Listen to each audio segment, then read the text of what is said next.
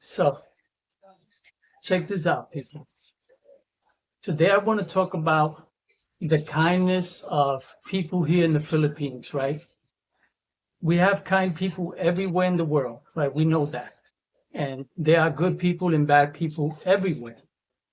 And so, but I want to talk about these people specifically because I find that it's the poor people who seem to be the most honest, right? And the most fair. Because I deal with a lot of people while I'm here in the Philippines, including the poor, especially the poor, right? Because I relate to them. I wasn't always in a good place, right? When I was growing up in New York City in the Bronx, we were poor. My mother raised 5 kids on welfare. We didn't have anything. And when I say we didn't have anything, I mean, we didn't have a coat for the winter. We didn't have gloves, socks, you name it, we didn't have it. So it was pretty hard. So I can relate to these poor kids when I'm here. And so it's the poor kids who, when you're good to them, right? They're the ones who are going to grow up and remember you, right? They're the ones who are going to become the men and women of the future, right? It's really hot out here today. Terribly hot. It's one of the worst days here in the Philippines. But anyway, these kids are going to grow up and they're going to remember you, right? They're going to be the men and women who are either going to rob you, cheat you, steal from you, or take advantage of you, right? Or they're going to be the presidents, the mayors, the governors, the employers, right? And so it's the children who you have to be good to. It's the children who matter, right? And I noticed that here in the Philippines, a lot of people look down on the poor kids. And I could never understand that because every time I try to help a kid, right, and I'm with a grown up, a Filipino, a local, they always say, don't deal with those kids. Those kids are no good. Those kids are bad. Not everybody says that, right? But I get a lot of that from a lot of people. And I find the opposite because since I've been here and I've been traveling back and forth to the Philippines for many years, and I've dealt with many children from the streets, and never one time have I ever had one of these little kids disrespect, ever. If anything, they're the ones that are going to tell you who's good and who's bad, where to go, where not to go, where to hang out and where not to hang out, because these kids know the neighborhoods better than any grown up. See, they're constantly running around. They're constantly out. They're constantly being abused, bullied, taken advantage of by grown-ups, right? By the adults who should be trying to look out for these kids. Instead, they're doing the opposite. And so these children know who's who. They're going to be the ones to tell you, you see that guy over there? Avoid him. Stay away from him. Don't talk to him. He's no good. And because that's how I am able to know who's who when I'm here, because it's these kids who tell me, right? I'll give you a perfect example of how polite these kids are. Right? One time I was walking, and these kids follow me around a lot. They follow me around because, if I walk into a restaurant or a store and I see one of the kids hanging out, I'll ask them to come in and I'll buy them a hot dog. I'll buy them lunch. I'll buy them food. I'll ask them to sit with me at a restaurant and I'll have them eat and order whatever they want, right? So when they see me, they follow me around. They don't bother me. They don't disrespect me. They simply walk behind me, all excited that the foreigner who always buys them food or who always buys their products, because these kids work, they hustle, is here, right? So they follow me. And one day I'm walking and one of the kids says to me, "Sir, are you going to give me money?" Right? And I said to him, "Come here, shorty." I said, "Come here. When you see me, don't ever ask me for money. If I got it, I will give it to you. But it has to come from me. Don't ever ask anyone for money because that's not polite. That is disrespectful. And then I asked one of the older kids who speaks English, good English, to translate it to the kid in Tagalog, and he did. And the boy said to me like this, "I'm sorry, sir. How's your day?" And that's how polite these kids are. So I could never understand how it is that people who are here can neglect and reject these kids when these kids are so innocent and so polite. The problem is that they reject the children before they even address them, before they even talk to them, right? And if you disrespect a kid, he's going to disrespect you back because kids need structure. They need an adult that can teach them, that can guide them, and that can help them, right? And I tend to do that when I'm around these kids. And so when these kids grow up, they're going to remember you. You see, when you're bad to a kid, it's only a matter of time before this kid grows up and becomes a man, right? Because we all know how fast children grow up, right? A 10-year-old little boy today, in 5 years, will be a 15-year-old who's taller than his parents, or maybe even taller than you and stronger than you, right? And in his 20s, he's already a grown man. And if he sees you walking down the street, he's going to remember the things you did, whether good or bad. And so these are the future crooks, the future murderers, the future wife beaters, the future mayors, governors. They're the ones who are going to decide what's going to happen to you as an adult because they're going to remember you, right? And so when I'm in Bicol in Naga City and I treat these kids, because there's about 30 or 40 of these kids walking around, right? And with $100, you can feed them all. You can feed all these kids. And so I don't hold back. So when I go back to Naga City, these kids are always happy to see me. And when they're older, they're going to be the ones to protect me. They're going to be the men and women who, when they see me, they're going to remember me and say, hey, leave them alone if someone is trying to take advantage of it. You understand? And this is why you always have to be good to children, right? I was on the bus the other day and I sat down, right? And I have a good habit of never putting my phone down, right? My cell phone, doesn't matter where I am. If I have it in my pocket and I'm at the counter getting ready to pay for something, I don't put my phone down on the counter because I already know that that's how most people lose their phones, by putting it down for 2 minutes and then paying, forgetting about their phone and walking away. And so I get on the bus and I take my phone out, I'm playing with my phone. And here in the Philippines, they have conductors who drive the bus and then they have co-pilots or someone who collects the fare, right? And so the guy who collects the fare walks by. I take my phone, something I never do. I put it on the seat next to me or just next to me, but I put it under my leg, right? And so I pay the fare. And after I pay the fare, I look around and I notice there are 2 seats in the back that are empty. And because my ride is going to be long, I want to sit alone.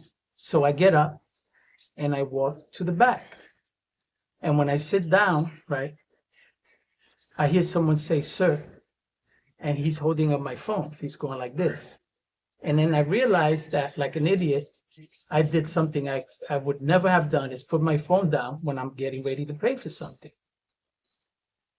Now, I was glad that this man saw my phone and opted to give it to me because this man was one of the vendors. The way they do it here is they allow vendors to get on the buses and sell to the riders, right? It's not like America where you can't do that. Here, vendors can jump on the bus, sell you water, sell you chips, peanuts, whatever. And this guy was selling mani. Mani is peanuts. Costs about 40 cents for a small bag of peanuts. And these people are poor, right? Probably makes about 300 pesos a day, which is less than $6 a day, right?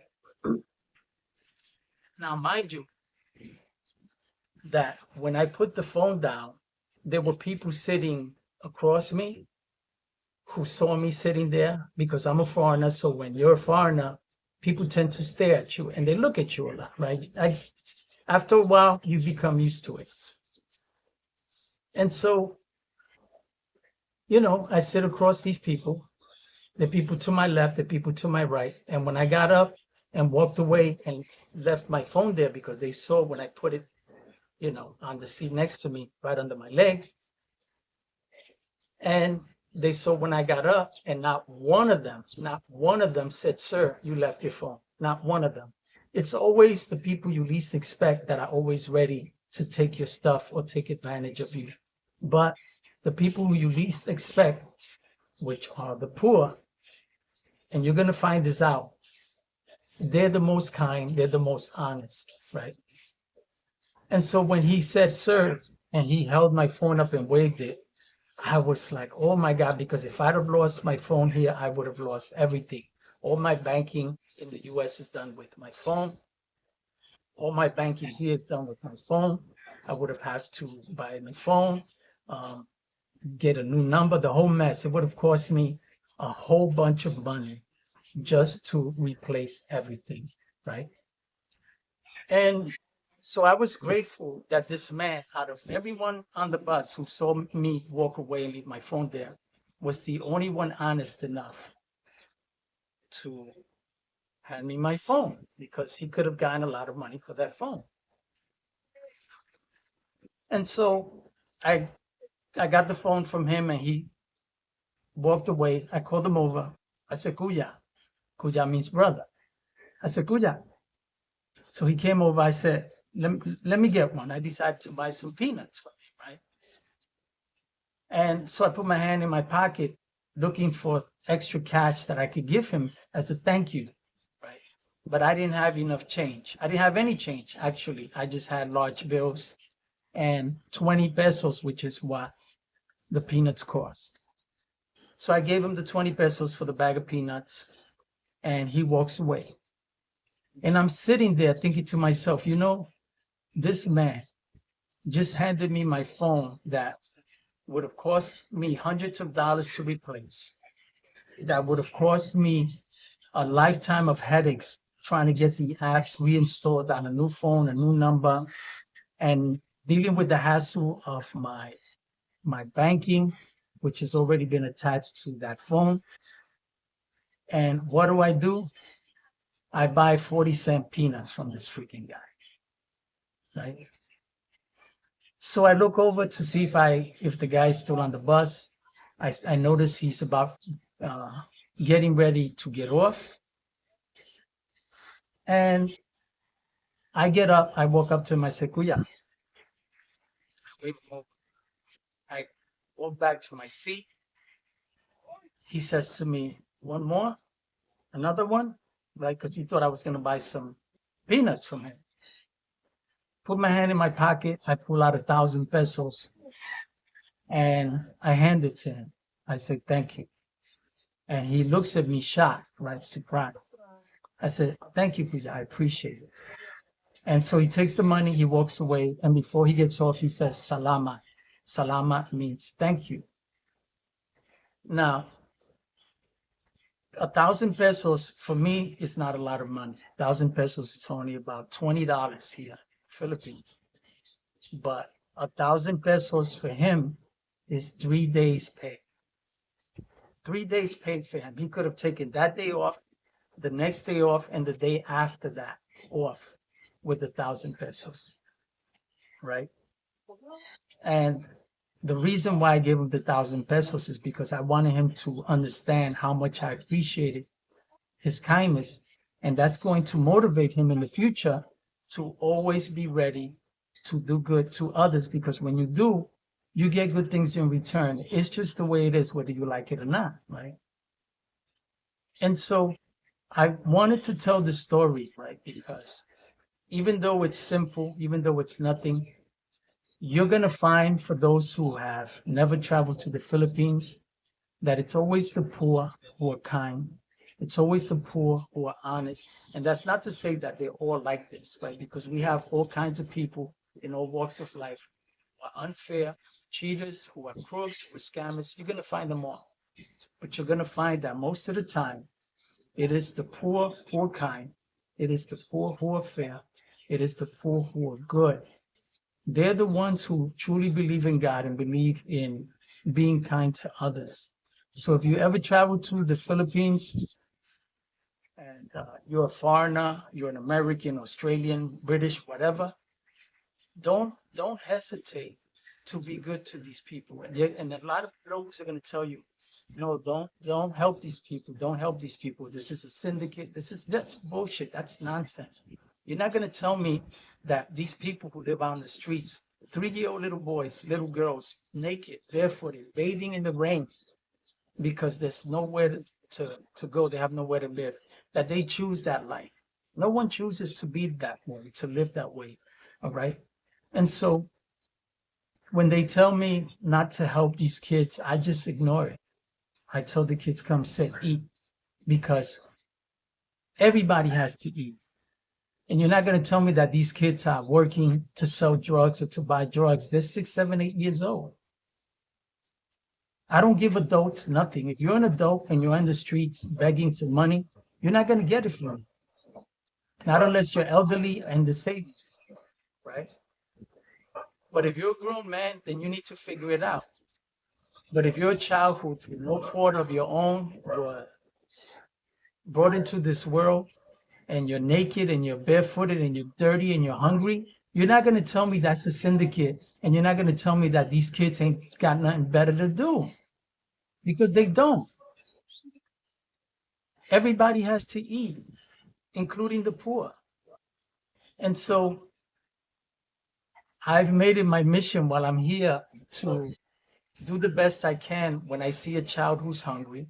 Listen, it's not going to cost you more than $2 when you walk into McDonald's to buy a cheeseburger, fries, and a Coke for a hungry child who's standing outside working so he can buy rice for his family. It's not going to cost you that much, right? And so I don't mind doing this because, look, whether you like it or not, what goes around comes around in one way or another. In one way or another. And when you do good to people, good is going to come back to you. It's going to come back whether you like it or not, especially when you do something without expecting anything in return from these people, right? And the worst that can happen to you is that this kid is going to grow up, because 5 years go by really fast when you're a grown up, and you see these kids turn into men overnight. These children will protect you when they're men and women. They're going to remember you. They're going to know who you are. They're going to know who you are. And if someone is trying to hurt you, they're going to gang up on this man and make sure that nobody ever disrespects you or touches you. Trust me, people. I know. I was born and raised, well, I wasn't born on the streets, but I was raised on the streets of New York growing up. And as kids, those who were good to us, we made sure that no one touched them. We made sure that nobody was going to hurt them. And when we became men and women, we remembered those people. And we protected them. And so, if you ever come to the Philippines, you're going to see a lot of poverty. You're going to see things that are going to break your heart. You're going to see the way animals are treated, dogs and cats. It's really sad. But there's nothing more sad than seeing children who are hungry, who are dirty, who haven't bathed, who have no place to eat, no place to sit, no place to sleep, nowhere to rest. They're tired and they're hungry. And if we as people can do something good for animals, dogs and cats, how much not more do something for a child who's hungry, who's tired? And I could never understand how people would help a dog, but refuse to help a child, talking about, oh no, that's a syndicate. You shouldn't help that kid. As if though kids don't eat. As if though this kid wakes up in the morning, 6 years old, talking about, I'm going to sell these rags so I can buy drugs. I'm going to sell these rags so I can do something to hurt somebody. It's ridiculous the way these people think. Anything just to not help a child doesn't make any sense to me. It's never going to make sense. And I'm never going to accept that. And so if you're looking for a place to travel, right, you're going to hear that Thailand is better than the Philippines. Some might say that the Philippines is better than Thailand. It all depends on why you're coming here, right? It all depends on whether you're going to Thailand to pick up prostitutes, to go to bars, to go to clubs. You're going to find that a lot more than you're going to find that here in the Philippines. You're going to find it here, but that's not what I'm here for, right? I'm here to travel to see the culture, people, the food, the sights, right? And among all of this beauty, you're going to see a lot of ugliness. You're going to see scammers. You're going to see, a lot of poverty. And you have to adapt. You have to adjust. You have to harden yourself just so that you can survive. If not, you're not going to make it here. But don't be afraid to do something good for others, something good for those who need it, especially the children. Because it's not the children's fault. It's not the dog's fault. It's not the cat's fault that they have to live the miserable life that they live here.